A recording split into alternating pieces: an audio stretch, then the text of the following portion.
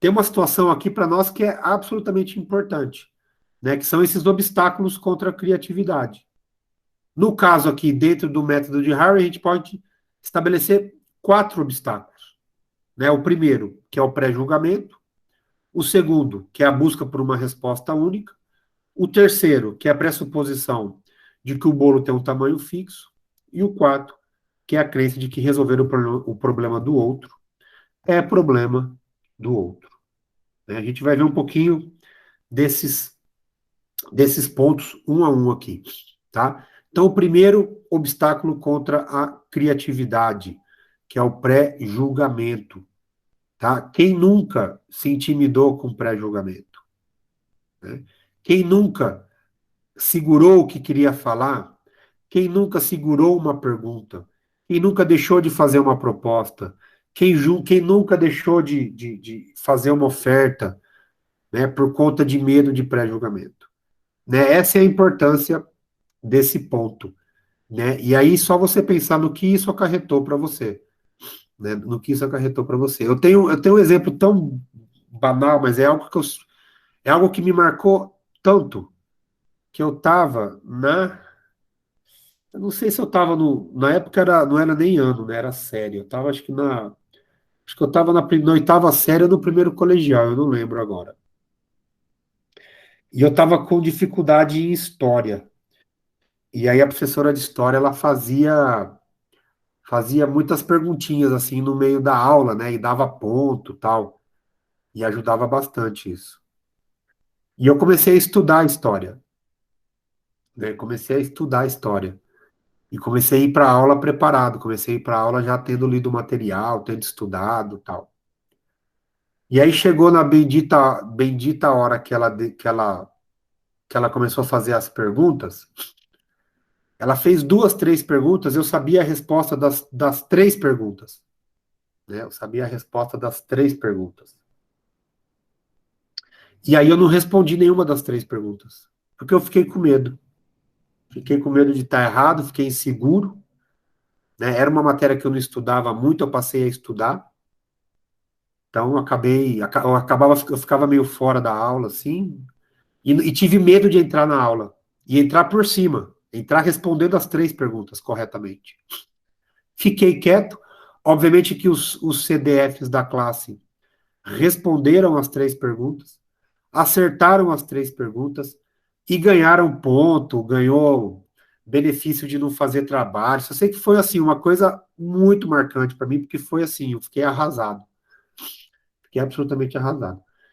E depois daquilo eu decidi que eu nunca mais ia ficar quieto, né? Eu nunca mais ia deixar com que esses pré-julgamentos me atrapalhassem. Não é bem assim, às vezes acontece ainda, não tenha dúvida, mas acontece bem menos. Eu falo muito mais, eu me coloco muito mais. Né? Isso, obviamente, que a gente está falando de 30 anos, 30 não mais, vai, 30 anos. Né? Mas é um processo, é um trabalho de si que a gente tem que fazer para lidar com essa questão dessas pressões de pré-julgamento. E a gente deixa, às vezes, de aproveitar muitas grandes oportunidades por conta de uma situação boba, mas absolutamente umbilical, que é o medo do que as pessoas vão pensar da gente, do que as pessoas vão dizer sobre a gente, né? Então faz parte de um trabalho muito sério, e aí eu volto para a palestra da Alessandra, que é um trabalho muito sério de amor de si, né? Para a gente superar essas situações, né? E eu digo aqui algo, é até um pouco fora, pessoal, do que eu preparei aqui, do que está no slide, né? É um dado já hoje, é um dado hoje já científico, né? Já é algo absolutamente estudado pelas ciências da mente, como a neurologia, como a psiquiatria e até a própria biologia, que do 0 aos 7 anos, que é o nosso período de formação, formação aberta que eu falo, né? Porque é o nosso período onde o que mais predomina no funcionamento da nossa mente é o subconsciente. E o subconsciente ele só recebe, né? Ele não escolhe as coisas, ele só recebe. Né? Por isso que a gente fala que as crianças são uma esponjinha, Porque elas só estão recebendo e repetindo, elas recebem e repetem, recebe e repete, recebe e repete.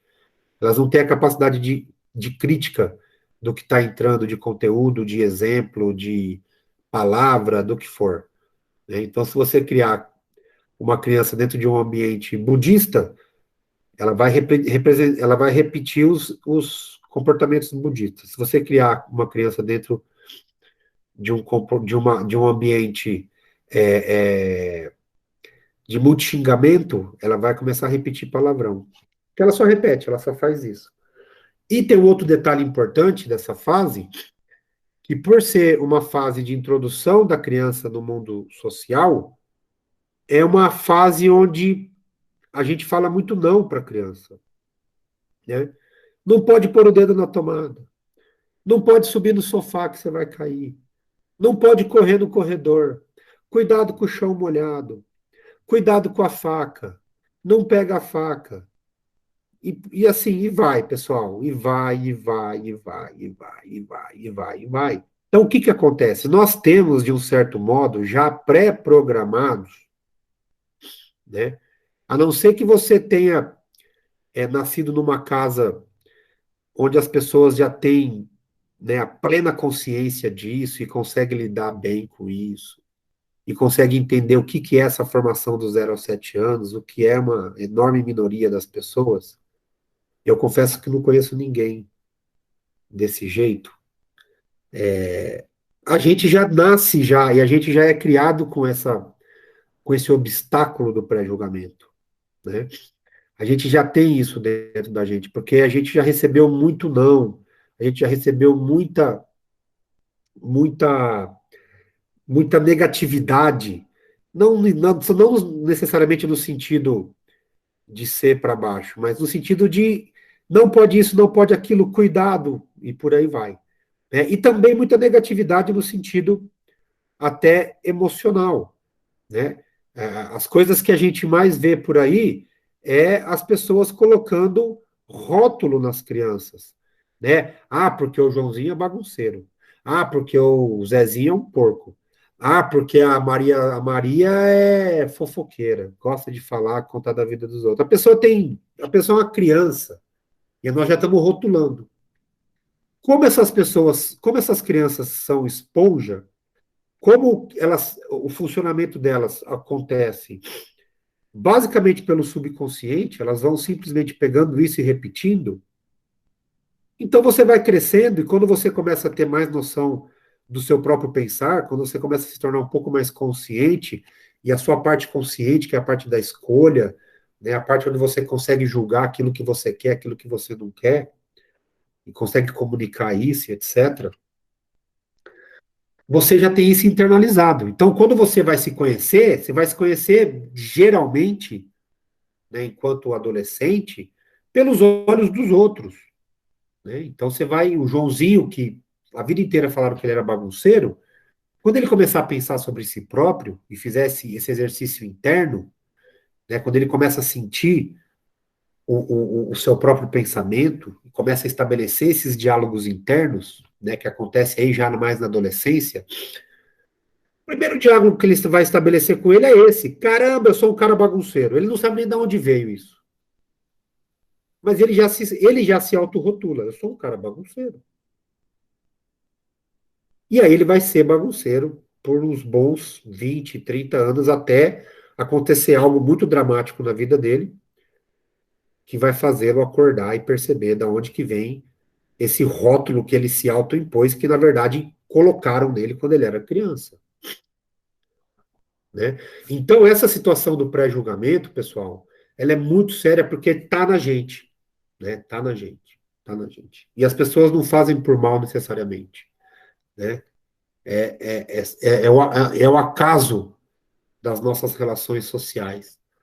Né? E, obviamente, que é a ignorância que faz isso acontecer. E, obviamente, que tem casos onde há maldade, óbvio, sem dúvida nenhuma.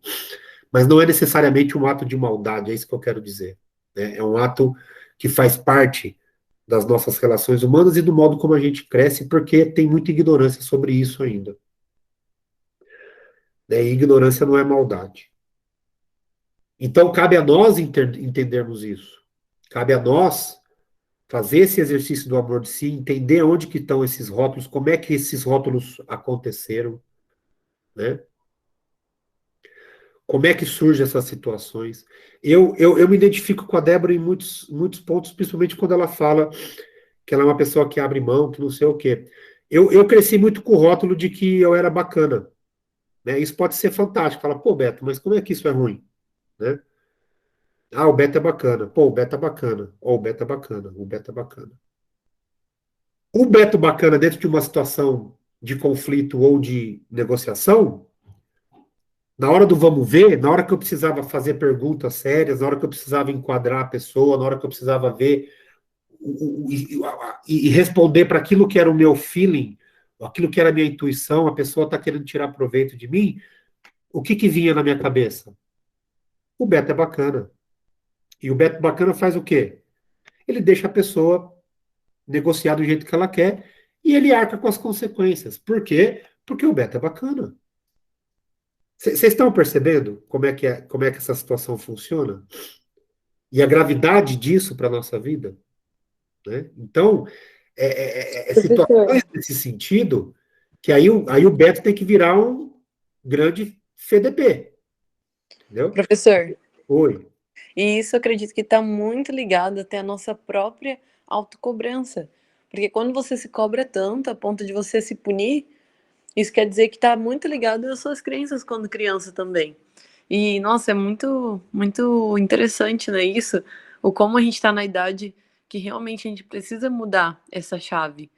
Porque se você não muda agora, no futuro é muito difícil você alterar isso, porque é nesse momento que a gente começa nossas relações de negociação, né?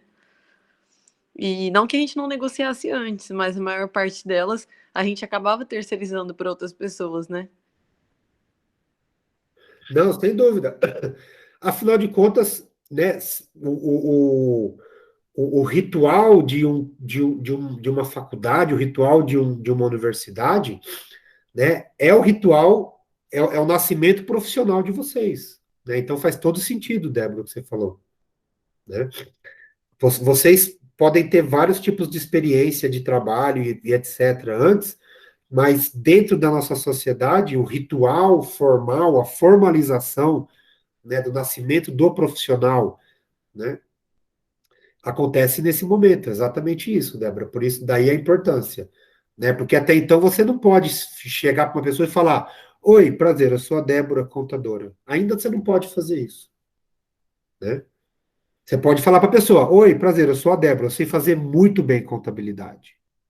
Ok, mas você não pode se colocar como uma contadora ainda. Né? Então, esse é o nascimento de vocês profissional nesse sentido. E faz muito sentido exatamente vocês trabalharem, entenderem, vocês se conhecerem. Para quem nunca começou, comece agora, né? Porque você vai colher muitos frutos lá na frente, pessoal. Podem ter certeza disso. Porque essas situações são situações muito sutis, porque nós estamos falando de pensamento, de experiências passadas, de questões pessoais, familiares e por aí vai, né?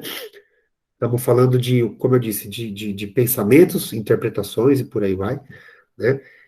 E que a gente tem que conseguir trabalhar. E não é fácil, não é fácil, leva bastante tempo. Então, quanto antes você começar, melhor, né? E aí pode começar justamente tentando entender quais são os rótulos que você tem para você mesmo, né? E um ponto absolutamente importante, Débora, a questão da autocobrança, né? A autocobrança tem a ver com isso, exatamente. Tem a ver com aquela imagem que foi construída de você e que você assumiu em um determinado momento da sua vida e carregou ela. E às vezes essa imagem acaba ficando muito pesada. Às vezes tem coisa muito errada nessa imagem. Então você tem que justamente, né? Tem uma situação muito legal, né? Que é um dos meus livros favoritos nesse sentido, que se chama Filosofia como um Estilo de Vida, que é de um filósofo francês que chama Pierre Hadot. E ele vai estabelecer não, ele vai fazer um resgate maravilhoso dos exercícios espirituais dentro da tradição dos gregos antigos.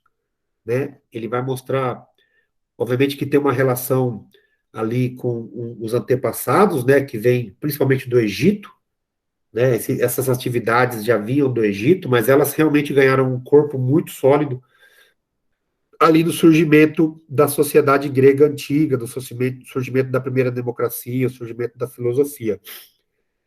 E ele vai falar uma coisa muito legal que serve para esse momento que a gente está falando aqui de desconstrução, né, da nossa imagem e de criação de uma nova, né, em relação principalmente à questão dos pré-julgamentos e essas, esses rótulos que a gente carrega sobre si próprio. Ele vai dizer que para os epicuristas, né, que era uma linha filosófica, e para os gregos de um modo geral, né, para os gregos de um modo geral, o exercício espiritual era semelhante a uma escultura. Né? E por que que isso é importante?